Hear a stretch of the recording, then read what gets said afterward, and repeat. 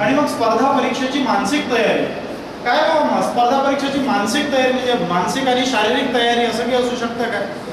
किंवा बौद्धिक तयारी असं काही असू शकतं का? कसं आहे की स्पर्धा परीक्षा ही साधनांची लढाई नाही, तर ती मनाची लढाई आहे, हे मी नेहमी सांगत असतो. साधनांची लढाई म्हणजे काय? कुठले पुस्तकं वाचू, कोणत्या कोचिंग क्लासला जाऊ, कोणते सर चांगलं शिकवतात, वैद्य सर चांगलं शिकवतात की आशम सर चांगलं शिकवतात की पळसापुरे मॅडम चांगलं शिकवतात, पुण्यातल्या क्लासला जाऊ की मुंबईतल्या क्लासला जाऊ, हा झाला एक विचार. परंतु आपल्याजवळ काहीच नाही आहे, फटीचर आहोत आपण, शून्य आहे, झिरो बजेटमधले माणसं आहोत आणि अख्खं जग आपल्यासोबत लढाई करायला तयार आहे. त्यांच्याजवळ शंख आहे, गदा आहे, चक्र आहे, ब्रह्मास्त्र आहे, AK-47 आहे आणि अशा अवस्थेमध्ये आपण लढायला उभे ठाकतो आणि म्हणतो की माझ्या हातातल्या दगडानं मी लढाई करून दाखवणार आणि युद्ध जिंकून दाखवणार. हे जे मन म्हणतं त्याच्या मनाची तयारी झाली असते. मग अशी मनाची तयारी कशी करायची हे सांगण्याचं काम मी करतो. मी हे सांगतो की तुमच्याजवळ काहीच नाही आहे, म्हणजे पुण्या मुंबईतला जो विद्यार्थी स्पर्धा परीक्षेची तयारी करतो, ज्याला AC हॉल आहे, ज्याच्याकडे सुसज्ज लायब्ररी आहे, ज्याला चांगले चांगले मार्गदर्शक आहेत, ज्यांच्याकडे क्लासेस आहे, ज्यांचे वडीलही स्वतः क्लास 1 क्लास 2 कुठं तरी आहे, सुपर क्लास 1 आहे, सगळ्या फॅसिलिटी उपलब्ध आहेत, असे लोक म्हणजे AK-47 घेऊन जन्माला आलेले लोक आहेत. आणि जो आमचा खेड्यातला विद्यार्थी आहे, झिरो बजेटमधून वर येण्याचा प्रयत्न करतो, ज्याला महिन्याच्या धड पासचे पैसे मिळत नाही, असा हा विद्यार्थी, हातामध्ये दगड असणारा विद्यार्थी आहे. त्यांच्याकडे AK-47, याच्याकडे दगड, असं जर का साधा मुकाबला झाला तर कोण जिंकणार आपल्याला माहित आहे. परंतु तस्य प्रज्ञा प्रतिष्ठिता, प्रज्ञाशोध, सरांनी फार चांगला शब्दप्रयोग वापरलेला आहे की मग आमची जर का प्रज्ञा आम्ही प्रतिष्ठित केली तर त्या AK-47 वाल्याला या आमच्या मनोविकासाचा, मनोभूमिकेचा हा जो दगड आहे याच्या भरवशावर आम्ही मात देऊ शकतो. मी तुम्हाला हे दगड आणि त्याचे शस्त्रावरणाचे उदाहरण सांगतो. डेव्हिड गॉलियतची गोष्ट तुम्ही ऐकली असेल. गॉलियत हा एक मोठा राक्षस होता आणि डेव्हिड हा छोटा मुलगा होता. आपल्याकडच्या बकासुराच्या गोष्टीसारखी ही गोष्ट आहे की तो ग्वालियर गावामध्ये यायचा, लोकांना छळायचा, लोकांकडनं खंडणी वसूल करायचा, सगळं गाव त्याला घाबरायचं. माझ्या मते ग्रीक पुराणातली ही गोष्ट आहे, पाश्चात्य देशातली गोष्ट आहे, सगळं गाव घाबरून असायचं. हा डेव्हिड नावाचा छोटा मुलगा म्हणतो की मी त्या राक्षसाचा पराभव करेल.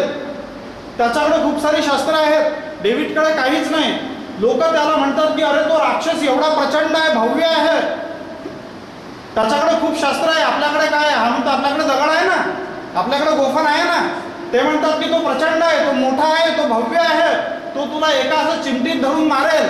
डेव्हिड लोकांना सांगतो की बिलकुल शक्य नाही, तो मोठा आहे म्हणजे आपल्या फायद्याचा आहे, कारण आपण जर का नेम धरून दगड मारला तर तो भव्य असल्यामुळे त्याचा आपला नेम चुकणार नाही. जेव्हा एक सकारात्मक मानसिकता असणारा जनरल सगळ्या दाही दिशांनी शत्रू सैन्यानं वेढला जातो तेव्हा तो सगळे सैनिक घाबरत येतात, सांगतात की जनरल साहेब आपल्याला सगळ्या बाजूनं शत्रू सैन्यानं वेढलं. तेव्हा हा जनरल सांगतो की बिलकुल घाबरायचं कारण नाही, अपॉर्च्युनिटी आहे, आपल्याला आता कोणत्याही बाजूनं हमला करता येईल, कारण काही दिशानं शत्रू आपल्याकडे आहे, आपल्याला आता गरज नाही आहे की याच बाजूने हल्ला केला पाहिजे. ही मानसिकता निर्माण झाली की मग माणूस दगडावर लढू शकतो AK-47 वाल्याशी. मग हा डेव्हिड हातामध्ये गोफण घेऊन एक दिवस जातो नदीच्या पात्रामध्ये आणि त्या गॉलियतला आव्हान देतो की गॉलियत या युद्धासाठी पुढे आहे. तो बघतो की आज कधी नव्हे ते कसं घडलं, कोण मला युद्धाचं आमंत्रण देतोय, आव्हान देतो. जसा तो उभा होतो तसा गॉलियतच्या अंगावर हा डेव्हिड आपल्या गोफणीतून दगड सोडतो आणि गॉलियतच्या टाळक्यामध्ये लागतो, त्याच्याच कमरेची तलवार काढतो आणि त्याची मान छाटतो. हे शास्त्र आहे यशस्वी होण्याचं. हे शास्त्र आपल्याला जर शिकणे म्हणजे स्पर्धा परीक्षेची मानसिक तयारी करणे. मित्रांनो, जमाना बुद्धिवादी लोकांचा नाही राहिला, जमाना विचार करणाऱ्या जास्त गिरीश हे वैद्य सर वगैरे लोकांच्या सारखांचा नाही. सध्या 2 गाण्यांनी धुमाकूळ घातलाय. कोणत्या? एक आपलं शिलाबाईचं गाणं, एक मुन्नीबाईचं गाणं. तर शिला की जवानी, ते झंडूबामवाली, मुन्नीबाई, लोकांना हे जे 4-5 हे 5वी 6वीतले यांना असं वाटते की श म्हणजे शिलेचा, ज म्हणजे जवानीचा, झ म्हणजे झंडूबामचा आणि म म्हणजे मुन्नीचा. पण यांना सांगण्याची गरज आहे, जर स्पर्धा परीक्षेची मानसिक तयारी आमच्या समाजानं, आमच्या विद्यार्थ्यांनी करायची असेल तर यांना सांगायचं आहे की श हा शिलाचा नाही, तो शिस्तीचा आहे, तो शिक्षणाचा आहे. म हा मुन्नीबाईचा नाही, तो महत्वाकांक्षेचा आहे. ज हा जवानीचा नाही, तर तो कुठेतरी जबरदस्त विचार करण्याचा आहे, जिद्दीचा आहे. आणि यासोबतच काय चुकलंय आपल्या त्याच्यामधलं? आणि झ हा झटपटीचा आहे, झुंजारपणाचा आहे. आत्ता कालचा वर्धा लेडी लॉयर्स असोसिएशननं काल कार्यक्रम आयोजित केला होता. तसं मी प्रमुख वक्ता म्हणजे माझ्या हस्ते सिंधुताई सपकाळांचा सत्कार आयोजित केला होता आपल्या विकास भवनमध्ये. हो, मानसिक तयारी कशाला म्हणतात? प्रेरणेचे स्रोत आपल्या आजूबाजूला सर्वत्र पसरलेले आहेत, फक्त शोधण्याची गरज आहे. त्यातलं एक उदाहरण म्हणजे सिंधुताई सपकाळ, की हातात दगड असताना AK-47 वाल्यांशी कसं लढायचं हे शिकवणारी माणसं मी जेव्हा म्हणतो त्याच्यामध्ये सिंधुताई सपकाळांचं नाव अग्रक्रमानं घेतलं पाहिजे. बाई घरातून आकलून दिलेली, सासरमधून आकलून दिलेली, बाळ झालं तर म्हणजे बाळणपण करायला कोणी नाही, बाईनं दगड घेतला आणि नाळ कापली बाळाची. रेल्वेमध्ये भीक मागितलं, खायला काही नव्हतं, प्रेत यात्रेच्या मागे चालायला लागली, ते विसावा म्हणून लोकांनी पीठ टाकलं. देवाचा धावा करत होती की बाबा कुत्रा येऊ देऊ नको, वारा येऊ देऊ नको, पीठ उडून जाऊ देऊ नको.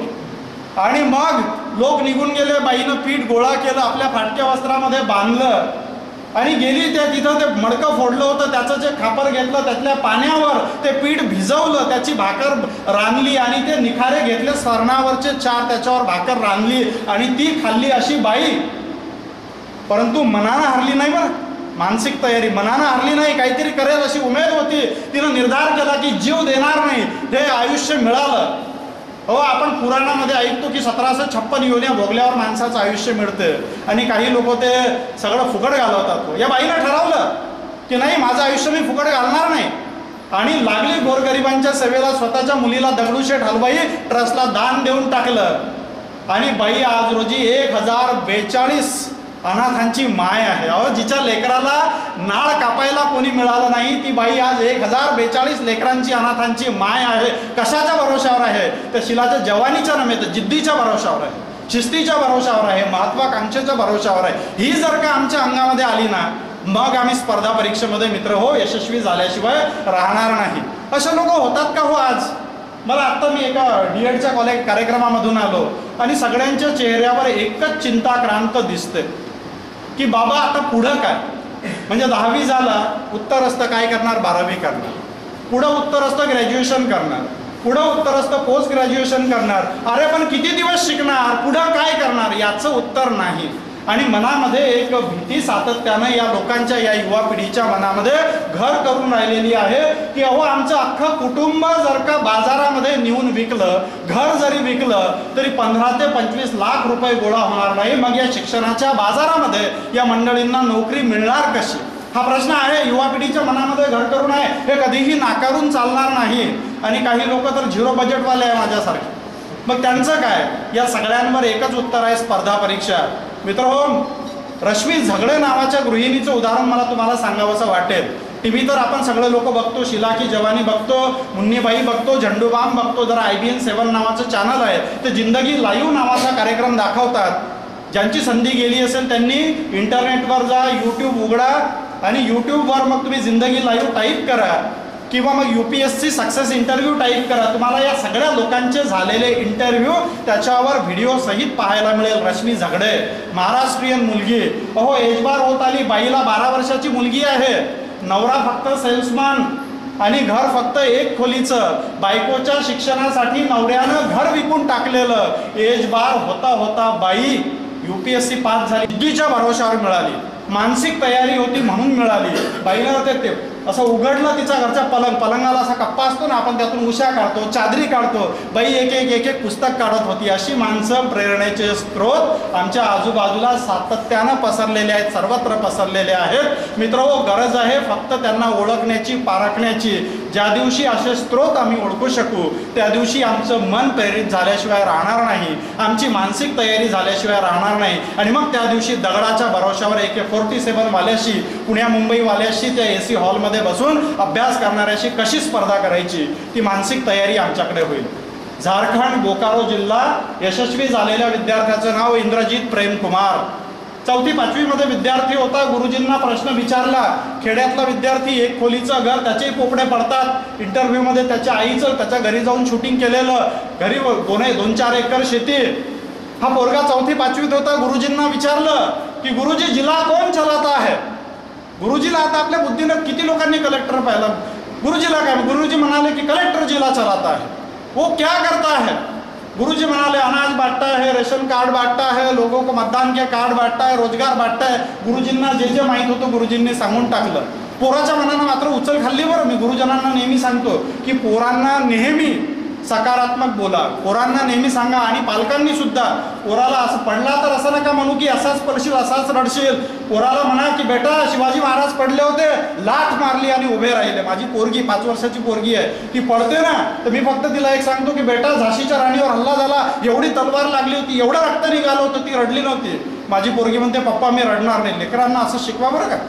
लेकरांना जर का तुम्ही त्यांचं मनोधैर्य खच्चीकरण होईल असं शिकवाल ना तर पोट्टांना किती पुस्तकं द्या आणि किती AC रूम द्या, पोरगा यशस्वी झाल्याशिवाय राहणार नाही.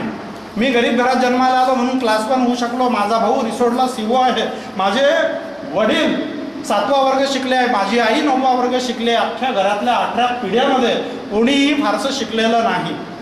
आम्ही ज्या गावामध्ये जन्माला आलो 10वीच्या पुढे शाळा नव्हती. मला 12वीला ॲडमिशन घेण्याची पाळी आली तर तीही मिळू शकत नव्हती. 17 नंबरचा फॉर्म भरून हा राजेश खवले 12वी झाला. आणि अभ्यास, परंतु हे होतं बरं की नाही यशस्वी व्हायचं, यशाची मानसिकता होती. मनामध्ये कुठंतरी असं ठासून राहिलेलं होतं की यशस्वी व्हायचं आहे आणि म्हणून अभ्यास करत गेलो. या अख्ख्या महाराष्ट्रातून 2दा मेरिट आलेलो आहे. मित्रांनो हे काय होऊ शकतं की ज्याच्याकडे पुस्तक शिकायला नव्हतं, धड शाळेमध्ये जायला मिळत नव्हतं, TV टेप रेकॉर्डची मेकॅनिकी करायचो, गावाच्या स्टँडवर कपडे विकायचो. कपड्याच्या घडा करत असताना एकीकडे 300 रुपयाचा टेप रेकॉर्ड विकत घेतला होता, त्याच्यामध्ये प्रश्नोत्तर रेकॉर्ड केले होते, ते ऐकायचो. आणि ते ऐकून महाराष्ट्रातून 2दा, एकदा नव्हे, मंत्रालयात लागलो तेव्हाही मेरिट होतो आणि डेप्युटी कलेक्टर झालो तेव्हाही मेरिट होतो. हे का होऊ शकतं? हे त्या मानसिक तयारीच्या भरोशावर होऊ शकतं. म्हणून आपल्या पोरांना मानसिक बळ द्या. त्याला सांगा की बेटा आईन्स्टाईनला जो मेंदू लाभला होता तोच तुला लाभलेला आहे. आईन्स्टाईनच्या मेंदूमध्ये जास्त पेशी होते आणि तुझ्या मेंदूमध्ये कमी होते असं नाही. त्यानं वापर केला. डॉक्टर बाबासाहेब आंबेडकरांना जी बुद्धिमत्ता लाभली होती तीच तुला लाभलेली आहे. फक्त वापर करण्याची गरज